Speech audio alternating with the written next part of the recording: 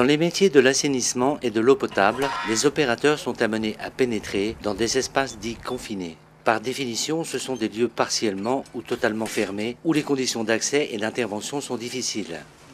Le travail en milieu confiné peut présenter des risques, chute, intoxication, asphyxie. Afin de protéger la santé ou la vie des intervenants, la brochure de l'INRS ED 6026 ainsi que la recommandation de la CNAM R447 précisent tous les devoirs et obligations en la matière. Par exemple, lors d'une intervention, un opérateur doit toujours rester en poste fixe à l'entrée de l'espace confiné afin d'assurer un lien vital avec l'extérieur. Les intervenants sont équipés de matériel de sécurité, casque, stop-chute, appareil respiratoire, détecteur de gaz.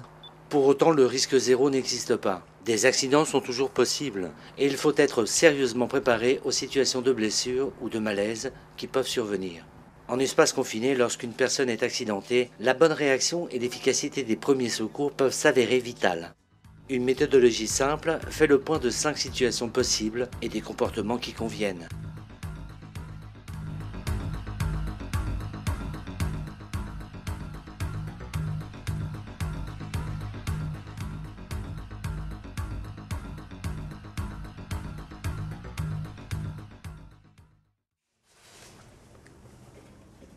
Dans un espace confiné où interviennent plusieurs personnes, si l'un d'eux se trouve accidenté et dans l'incapacité d'évacuer par ses propres moyens, un autre intervenant veille à l'apport d'air neuf au plus près de la victime. Cette oxygénation peut être renforcée avec la mise en place d'un second ventilateur. L'intervenant avertit le plus rapidement de la situation et de l'état de la victime. En aucun cas, le surveillant ne doit pénétrer dans l'espace confiné. Aussitôt informé, il passe rapidement l'alerte. Il doit indiquer le lieu précis et la nature de l'accident, l'état de la victime. Il transmet ensuite aux intervenants les consignes données par les secours. Un intervenant reste aux côtés de la victime afin de communiquer et de la rassurer. S'il est SST, il procède au besoin au premier geste de secourisme. La victime sera prise en charge par les secours à leur arrivée.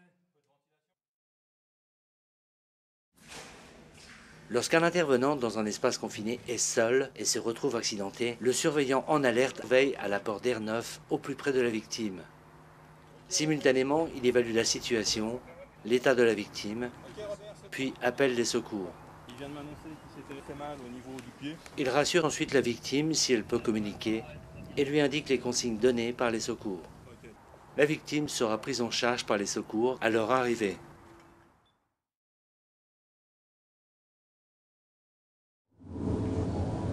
Si un intervenant est accidenté, incapable d'évacuer, et que soudain l'alarme d'atmosphère dangereuse est déclenchée, le ou les intervenants valides mettent leur autosauveteur puis évacuent rapidement. Un autre intervenant, protégé par son masque, s'assure de cette protection de la victime avant d'évacuer. Le surveillant recueille les informations et appelle les secours. Si la victime est en contact, il lui transmet les consignes indiquées par les secours. En cas de vue directe et si elle est restée attachée au stop-chute récupérateur ou au treuil, le surveillant peut tenter d'extraire la victime de l'espace confiné, si la configuration des lieux s'y prête et si l'état de la blessure le permet. Lorsque la victime est sortie de l'espace confiné et si le surveillant est SST, il fait les premiers gestes de secourisme et surveille la victime jusqu'à l'arrivée des secours.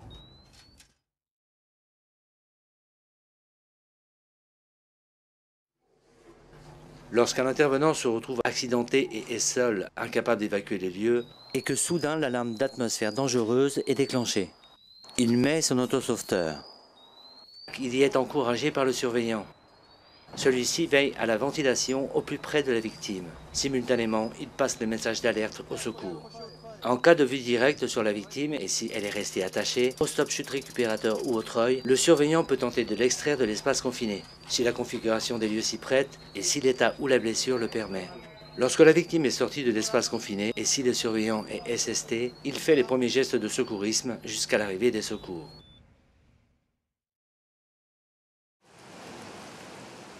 Dans le cas d'inondation brutale, et même s'il y a un blessé dans l'installation, tous les intervenants valides évacuent le plus rapidement possible. Le surveillant, aussitôt informé, appelle les secours et protège l'accès des lieux en attendant leur arrivée. En effet, dans tous les cas d'évacuation d'urgence, personne ne doit tenter de pénétrer dans l'espace confiné, au risque de mettre sa propre vie en danger.